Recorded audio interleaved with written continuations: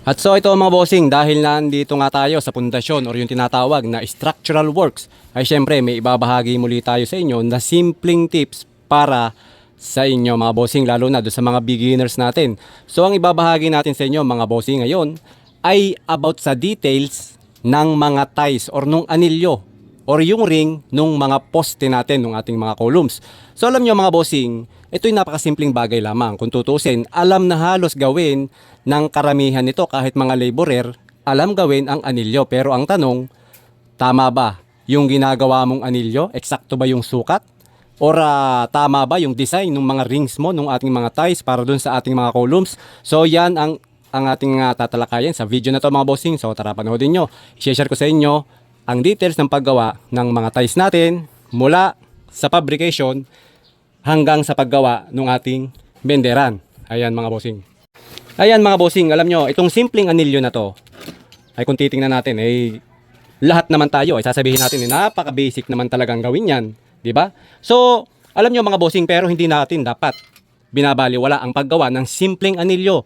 Dahil minsan, kung mababalitaan ninyo, maraming nagkukulaps na mga gusali bahay. Bakit? Dahil sa mga maling ginagawa o sa pag-execute nung mga bawat scope of works, especially sa structural works. At syempre, dyan sa mga rebars.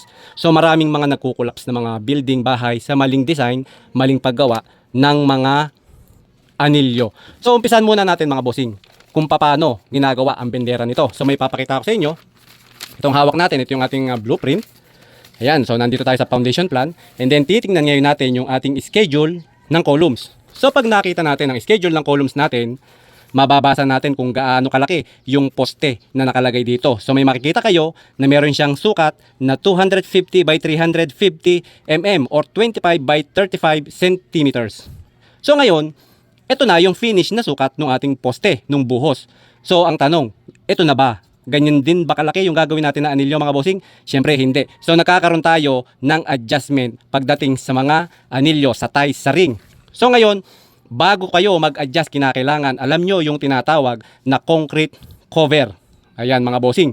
So yung concrete cover, dyan nakasalalay ang tibay ng ating mga gagawing poste or beams or slabs. Dahil kapag mali yung tinatawag na concrete cover natin, dyan tayo ngayon magkakaproblema. So ngayon, ano ba yung concrete cover na sinasabi ko mga bossing? Ito yung pagitan. Ayan, ito yung balot na semento or yung distance ng semento doon sa bakal hanggang sa outer side ng ating mga columns. Napaka-importante mga bossing ng concrete cover. Dahil dyan, nakasalalay yung tibay ng ginagawa natin. So ngayon, ang adjustment ng ating mga concrete cover mga bossing, iba-iba. So pagdating sa mga footings, meron tayong 75 mm concrete cover na nilalagay. Pagdating naman sa ating mga columns, sa mga beams, meron tayong 40 mm or 4 centimeters na kinakailangang gawing concrete cover na siya namang i-adjust natin mamaya. And then pagdating sa mga slab, 20 to 25 mm. So ngayon, ang mga concrete cover mga bossing, mababasa natin sa ating plano. Doon sa ating first page, mababasa nyo yan sa structural general notes. O kung wala naman kayong mabasa, pwede nyo i-zoom in yung ating mga details ng mga bawat nakadrawing dyan. So nang ganon, mababasihan ninyo yung ating mga concrete cover.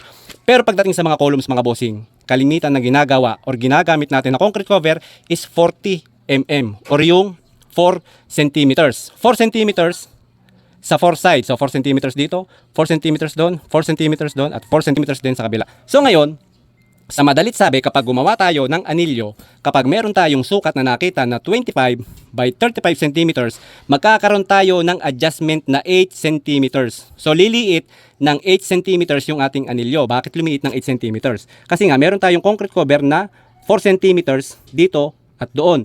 So meron siyang total na 8 centimeters. Sa kabila, ganun din, 4 centimeters, 4 centimeters. So magkakaroon din ng adjustment na 8 centimeters. Okay mga bossing, so ngayon maliwanag na sa inyo. And then ngayon naman, pagdating naman sa benderan, ito kung saan dito natin ginagawa itong mga anilyo. So itong mga bakal na nakatayo na yan, ang sukat naman nito mga bossing ay 15 cm. So nagkakaroon pa tayo ng additional na 2 cm na liliit siya. So kung sa makatuwid, halimbawa, kung 25 cm to, so magkakaroon tayo ng 8 cm na adjustment para sa ating concrete cover. So meron tayong matitirang 17 cm na kailangang ma-finish na laki ng ating anilyo. And then, magmaminus naman tayo ng another 2 centimeters para sa ating benderan.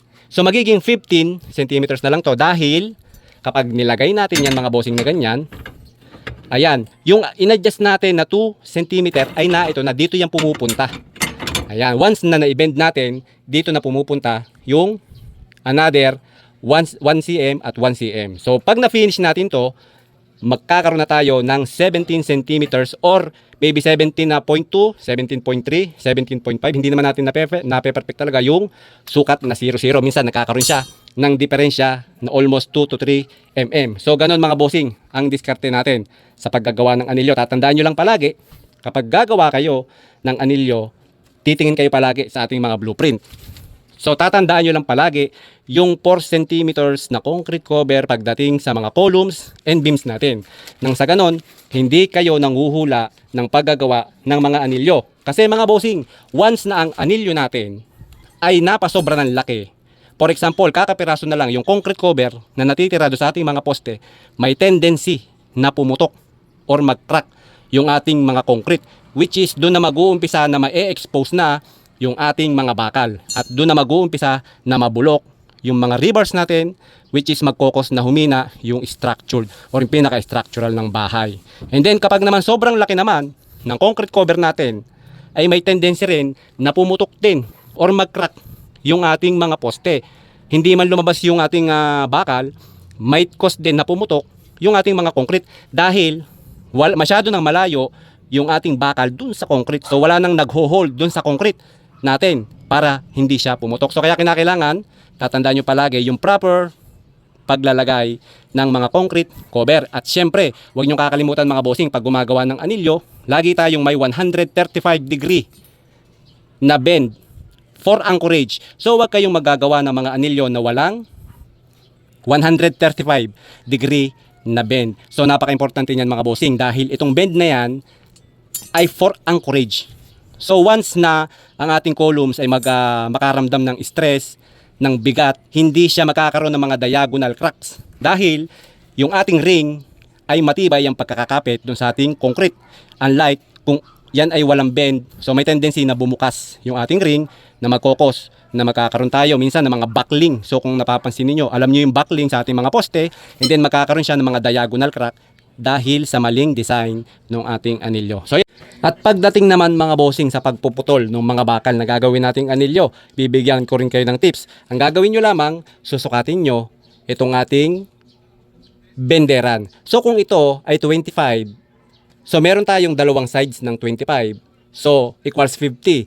And then meron tayong 15 centimeters, dalawang side ng 15 equals 30, so 80 centimeters na yung kailangan natin sa 4 side. And then magpa-plus kayo ng 8 centimeters to 10 centimeters para sa mga corner sides niya. Kasi once, gaya na sabi ko, pag nagbeben tayo, may 1 cm, 1 cm sa kabila na nadadagdag. So kaya naman, pagsukat nyo nung bendera natin, so magdadagdag kayo ng additional 8 centimeters para dun sa 4 na corner ng ating anilyo. At magdadagdag kayo ng another 10 centimeters para naman sa anchorage. So meaning, so may total tayo na 80 plus 10, 90 plus 8, 98. So pwede nyong gawin na 1 meter na yung tabas ng ating mga bakal. So para walang putal. So ngayon, napaka-importante rin ng tamang pagkakat ng mga bakal natin. So para hindi tayo nagkakaroon ng maraming retaso.